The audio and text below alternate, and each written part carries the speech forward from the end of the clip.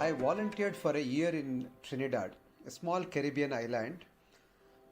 There I learnt about an amazing person by name Siudas Sadhu, who is a legend in Trinidad. The reason why he is honored so much in the country is because of his self belief.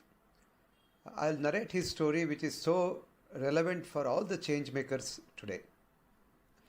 When Indians were taken by the British to the Caribbean country as indentured laborers around 1900, Siudas Sadhu migrated to Trinidad at a very tender age of 6 with his parents. He grew up to be a very deeply spiritual person.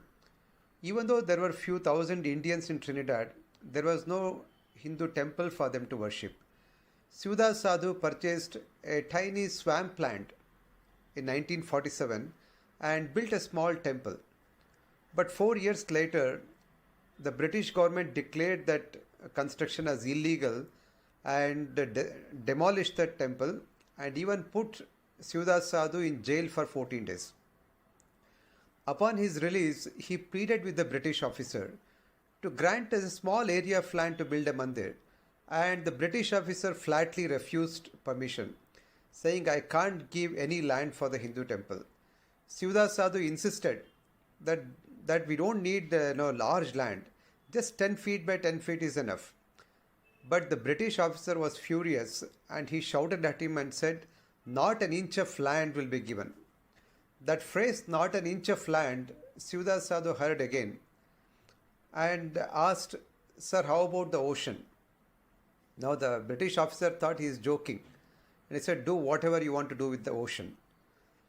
And the very next evening, Siudas Sadhu, who worked as a laborer all through the day, in the evening, he took his bicycle, two buckets on the two sides with a rope, and put small rocks in those buckets and carried those rocks to the beach.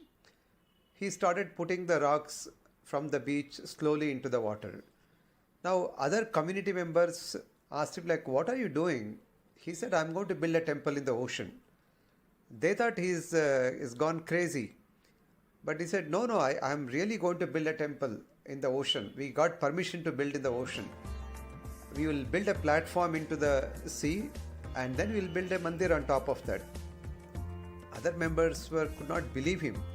But he said, "Remember Hanuman? He could build the entire bridge on the sea. Why can't we build just 100 feet, platform into the sea?" And looking at his firm conviction, others also joined him. So since then, for the next 3-4 years, hundreds of people joined him. Every day they work in the daytime. In the evening, all of them will carry rocks, some sand and everything, and start building the platform. So it took few years, but eventually they did build a platform into the ocean, and the first Hindu temple came up there. Today it's a very beautiful place. The platform is 1 kilometer deep into the sea and a very scenic place.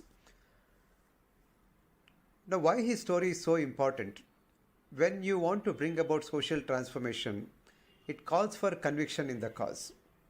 And as Swami Vivekananda said, each work has to pass through 3 stages: ridicule, opposition, and then acceptance.